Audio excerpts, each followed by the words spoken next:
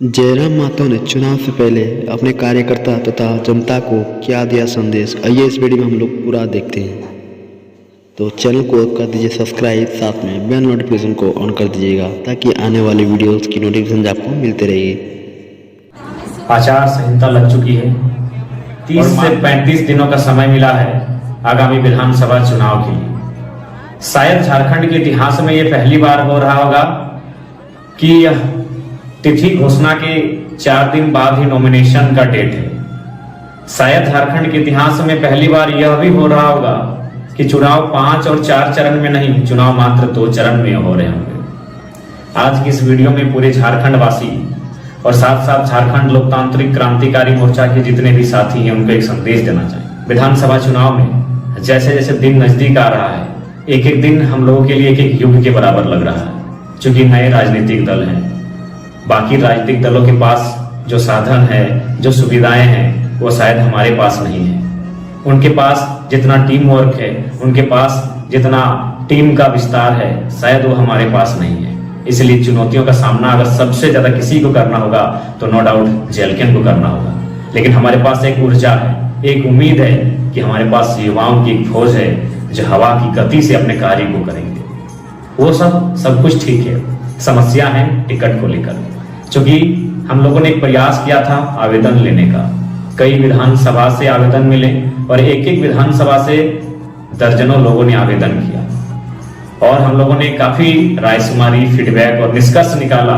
लेकिन टिकट तो किसी एक ही को मिलेगा, टिकट किसी एक को ही जाएगा।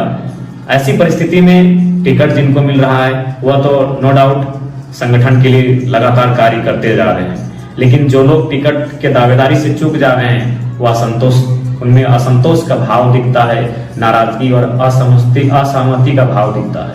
तो मैं उनके साथ साथ तमाम कार्यकर्ताओं से यही कहना चाहूंगा कि एक बार 3 वर्षों का जो आंदोलन तैयार हुआ है, कृपया टिकट बंटवारे के असंतोष से इस आंदोलन को और यह राजनीतिक दल के रूप में जो झारखंड लोकतांत्रिक क्रांतिकारी मोर्चा उभर के आई है, केवल टिकट बंटवारे से उत्पन्न हो रहे नाराजगी से इसे धूमिल ना करें। और सबसे खास बात, जो शख्स आज आपके स्क्रीन में बातों को रख रहा है उससे भी हम परिचित हैं। जेएलके पार्टी के केंद्र अध्यक्ष होने के नाते मैंने हमेशा प्रयास किया है सामंजस्य बनाने का, समन्वय बनाने का।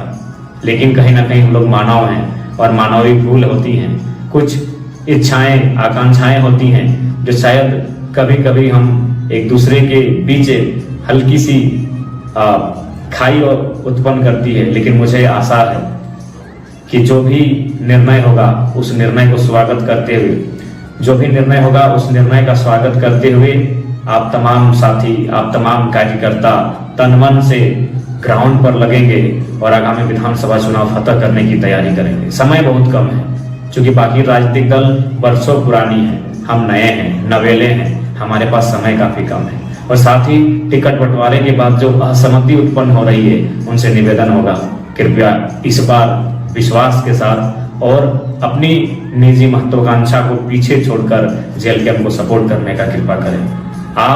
मैं अपने बारे में ही आपको क्या बताऊं, नो डाउट मुझे भी लेकर आपको नाराजगी हो सकती है, क्योंकि मैंने पहले कहा कि लोगों की शिकायतें बुद्ध से, पैगंबर से, पीर से, ईश्वर से होती है, हम तो इंसान हैं। नो डाउट आपकी शिकायतें हमसे होंगी, लेकिन उन शिकायतों से पहले एक बार आप मुझसे रूबरू हो लेंगे। मैं एक ऐसा शख्स हूं जिसने कभी रात को रात नहीं, दिन को दिन नहीं गिना। बाकी पार्टियों में केडर्स मेहनत करते हैं ज्यादा, आज जेएलके में एक ऐसी पार्टी है जिस पार्टी के केंद्रीय अध्यक्ष सबसे ज्यादा मेहनत करते हुए पाए जा रहे हैं। आज देख सकते हैं एक दिन में 4 जिला 5 जिला का कार्यक्रम होता है। आप केवल आपके मोबाइल में गूगल मैप में आप गूगल मैप को निकाल कर एक बार चेक कर लेंगे कि गिरिडीह से राजमहल कितना दूर है और राजमहल से फिर बरकट्ठा कितना दूर है, बरकट्ठा से रांची कितना दूर है और रांची से फिर धनबाद कितना दूर है।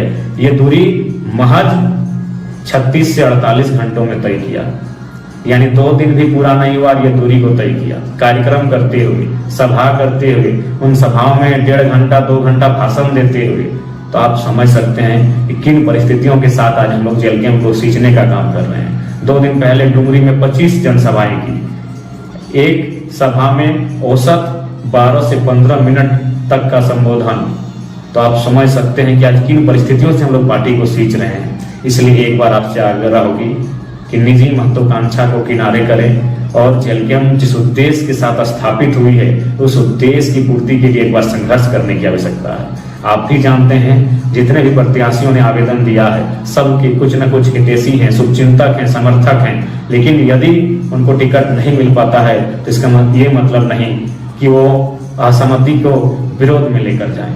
असहमति होना एक अलग विषय है, विरोध होना एक अलग विषय है। इसलिए आपसे आग्रह होगी इस बार असहमति का स्थान को विशेष बृहद ना बनाएं और उन छोटी छोटी बातों को भुलाकर जेलकेम कैसे 2024 का विधानसभा चुनाव फतह करेगी इस पर मंथन करने की आवश्यकता है, इस पर चिंतन करने की आवश्यकता है। इसलिए आप सभी से आग्रह होगी।